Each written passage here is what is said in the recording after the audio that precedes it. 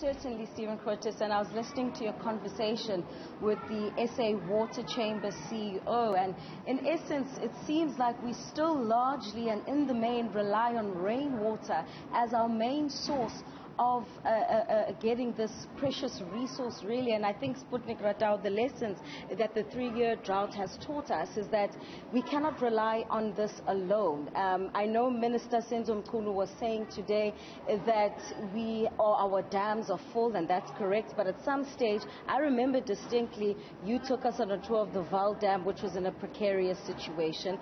Just last year, Gauteng residents had to also ration some water. So yes, the dams are full, but the taps are dry, but also you are not qualified enough to know whether in the next couple of years we're going to have, rainwater coming at us at a sustainable and consistent way. It is true, and the reality of climate change is upon us. The weather services people will tell you that it has become more difficult now to actually predict, as they could a couple of years ago, exactly where things are going to be. So that's the one very big challenge. Married to that is the fact that we continue to be a country that is growing drier from the west. So that size of our desert area is growing and growing. But we're also a developing country, and a developing country implies the economy must grow, and that is part of the pressure on the resource. The population has grown. Between 10 years ago and today, we've almost kind of doubled. We are now over 60 million people in this country. You look at the smallest province in the country that has got the most people living there. So those kinds of pressures are there. But you're looking at also what causes some of the reduction in water availability, pollution. Pollution is a big issue around that, together with your vandalism and things like that. So there's a lot of pressure on our resources. The problem, though, Sputnik Ratau, is that it seems to me you have all the information available to you, but in terms of long-term planning, it doesn't seem to be that South Africa is on track with that. What am I talking about? Why aren't we having more desalination plants, for an example? Because the irony of the drought, 3 years ago was that it mostly affected Cape Town, which almost reached day zero, and KwaZulu-Natal, and yet those very two provinces are surrounded by so much water. Having those desalination plants, you have the Polihali Dam, which is due to be finished in 2026. But still, you're largely in the main relying on rainwater. Where is the long-term investment when it comes to this? A very good point. But if you remember what came out of the summit a month ago, were some of the responses to those very questions. The issue of long-term planning is our daily job. We have to do that. Otherwise, we are going to run into trouble. That is why we recognize the fact that if we do not do a couple of things between now and 2030, as per the ideals of the NDP, we are going to run into a 17% deficit of available water. And that's a huge amount of water. And therefore, part of what we do, besides looking at new sources of water, okay, maybe that's another point that we might come to. But what we have to do is we need to look at what is it that we have. And therefore, operations and maintenance is critical. Because if we are not able to look after that, then we'll have the infrastructure failures that we see in our townships, our suburbs, and so on. That's the one thing. We will then have the issue of pollution that is huge. But we also are doing some of the things that are saying, with the infrastructure we have, how do we enhance that? That is why augmentation projects that are underway as we speak.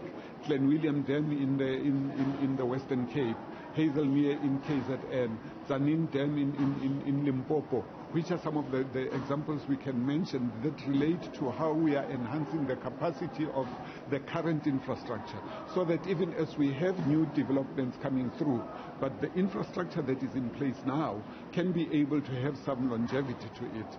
Mainly, we're also looking at the fact that the new sources of water are critical. Groundwater, as the theme for this year is absolutely important, but we have to see how do we use it for longevity as well. The issue of desalination is one of the ingredients into our water mix. But for a country like ours, desalination is still largely a very expensive exercise. That well, is the why SA Water Chamber CEO disagrees. He says that in fact it's actually cheaper to go the desalination route as a part of our water mix for when you look at it at a cost perspective in the longer term. So maybe in the short term it might seem expensive, but if you look at our challenges, especially you don't know how often we're going to get rain. In Tabeja we already know that they're struggling. Desalination is the way. In the long term, yes, the cost will be a reduction in terms of operationally what happens, but in terms of immediate capital outlay, that is what we are talking about. But where we are looking at is, if you look at a country like the UAE, where we are right now, Ziyanda, you will find that 90% of their water is from desalination. But in terms of where we are, one of the things we accept that desalination is an option, but desalination requires a support system. That is why you find it in the area around Kuber, because Kuber is the major consumer of that water. In the Southern Cape, Petro SA is the major consumer. In KZN, in the Richards Bay area, the Richards Bay terminal is the major consumer. But the Richards Bay one, remember, it doesn't work throughout the year. It is when there is a stress on the normal processes. It is an important input, and we are looking at that as part of the water mix, and we are going to be doing that in the long term.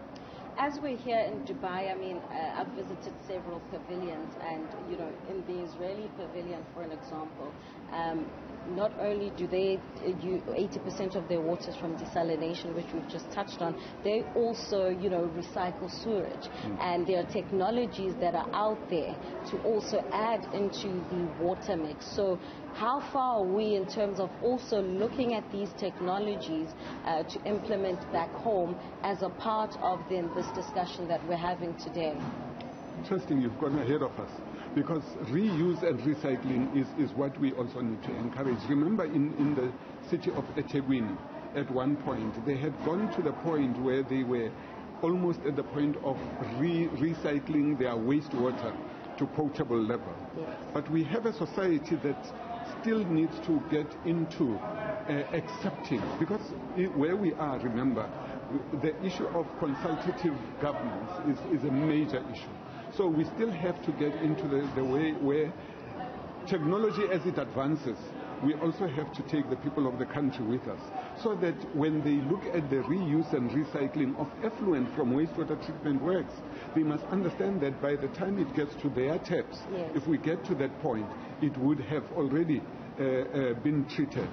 There is a huge discussion which has happened with rainwater, for instance, to look at mining effluent, acid mine drainage, yes, to say if we put it into the system where rainwater abstracts, what would be the cost implications? And obviously it is always cheaper to abstract from the Val Dam and be able to treat, because that's much purer water. So all of those things are a discussion that is ongoing. That is why even the issue of acid mine drainage is an issue at the table for the government, because we are aware it's a resource we should actually be putting into our some of the water for availability. I mean, last one from my side, Sputnik. You know, I personally have always just been fascinated or wondered why we use fresh, clean drinking water to flush our toilets, for an example. So that is also a system problem. But equally important, which is also a discussion taking place here at Expo 2020 Dubai, is human behavior as well. That you are also, and many other countries, it's not just South Africa, still relying on human behavior as well to save water, such as when you're brushing your teeth, you know, you're not running the water at the same time. How far are you, or how are you faring in that regard in terms of conscientizing, you know, citizens about this? And has that helped then, at least when we went through the difficult times, to save us some water? It's a long haul. We are there, we are getting there, but it's a very slow drive. We are working together with the Department of Basic Education to inculcate it into especially the youth, because they then spread it through their families. It's a very long drive, but we are looking at that. And that is why it is important to say, even as technology evolves, we have to go together with the people that we are serving for them to get an understanding as to exactly what it is that we are trying to do. And we have to marry the two. And incidentally, there's not one that goes before the other. Yes. We have to go hand in glove. So it's a big one that we are working together with SALGA and local government. SALGA has got the reclamation program that they want to put into the local government, which is part of what we are looking at in the long term in order to enhance water availability. All right, it's very incidental as well, Sputnik Ratau, that the issue of technology being at the forefront is discussed here, but the equally important, human beings still being a part of those technological advancements. Stephen Quittis, it's back to you.